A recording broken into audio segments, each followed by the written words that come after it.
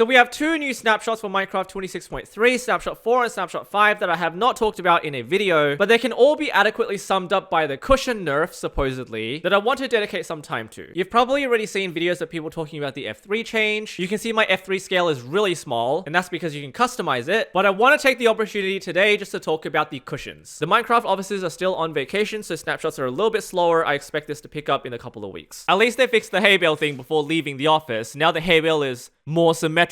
So for the F3 menu, you can just go F3, F6, and then there is a GUI scale that you can modify here. This is 2, 3, 4. Then we can go back to auto and then 1. There's now an option for player speed as well. You can click on this. So you can see here on the right side, player speed is over here at 0 blocks per tick. Walking speed is 0.216. Sprinting brings it to 0.281. And I wonder, with all of these cushions here, we've got about 5,600 cushions here from stream. You can see the speed here is not going to register because it's not a constant change. Anyway, gonna bring this all the way back down to 1 because I don't really want to see all these block tags cover my screen anymore. Have you ever noticed that without this change to F3 scaling, if you just look at grass, all these block tags are just there, and I think this will just keep on growing. You can't even see chat anymore. Like, what is this? It's a long awaited change. But that is really good. Now, let's go over the cushion stuff. So if you watched today's stream, I played a bunch of videos here on the cushion TV screen that was generated by Lapoi. So you'll know for a fact that this technology still works regardless of all the changes that were made. So as you'll notice over here, differing light levels can still dictate cushion shading. You've got furnaces, copper bulbs, magma blocks. This technology still works in this snapshot. So the quote-unquote nerf is as follows. If you remember when cushions were introduced to the game, you could place them inside of blocks like this, a concept the community coined cushion logging. You could place them within blocks as long as they're supported on another block, and of course on the edges of hitboxes like inside this shelf, even underneath trees. However, the most powerful interaction surfaces would be the interior hitboxes of composters, cauldrons, and hoppers. So these are interaction surfaces because you can right-click anywhere in the composter to fill it up, but you could also do the same thing with cushions. This, however, was marked as a bug with the following dev note. In an upcoming fix, we will add block tags that control this behavior. This means players who want to keep the previous sub-pixel placement behavior will still be able to do so after we resolve this bug. And that caused a lot of confusion regarding how this bug would be addressed. Now, this is what has happened in this snapshot. The following blocks have been affected: the cauldron, the hopper, and the composter. So if I place all these 3 blocks down, each block now has this specific block tag. Cushion uses collision shape. So all these 3 blocks will have that block tag, which means the following thing. If you try to put a cushion inside it, you can no longer put it on the side of these blocks. I tried there. You can't do it on the composter either. So I'm trying to right click here. It's not placing the cushion. This is not because of sub-pixel placement. That is still possible, but it's simply because interacting on the side of a block like this should really snap the cushion onto the bottom or to the top of surfaces. Even though these are valid interaction surfaces, for example, you can right click it with a water bucket to put water inside the cauldron. Same thing with the composter. You can right click it with wheat, anywhere on this surface to fill it up. You can still place it a little bit higher if there is a level inside this composter, but it still is within that pixel. And when the composter is nearly full, it does begin to peak above the composter. However, you'll notice the block placement does not darken the cushion itself. If you're wondering what the interior interaction surface for the hopper does, it's just to open the container. So you can right click down here, over there, right at the bottom, it still opens the container. Basically, this change prevents you from having interaction surfaces interact with cushion placement, specifically for these 3 blocks. Now, if you watched my short, you will know that signs still work when placed on a wall.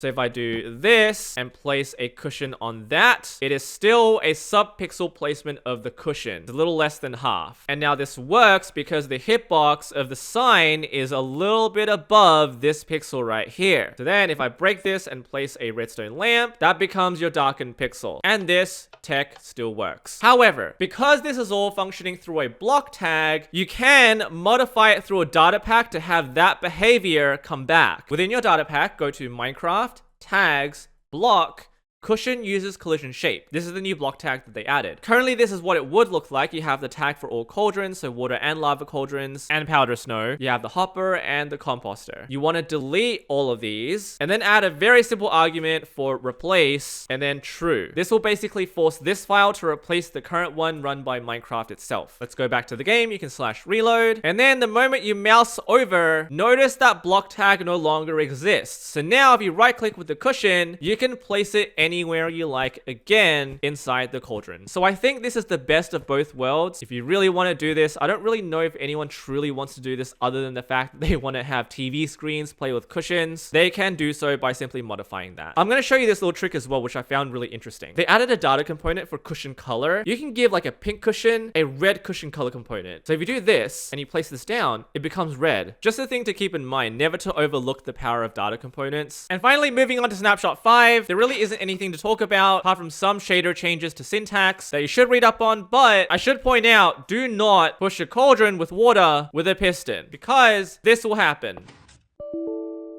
See you guys in a couple days.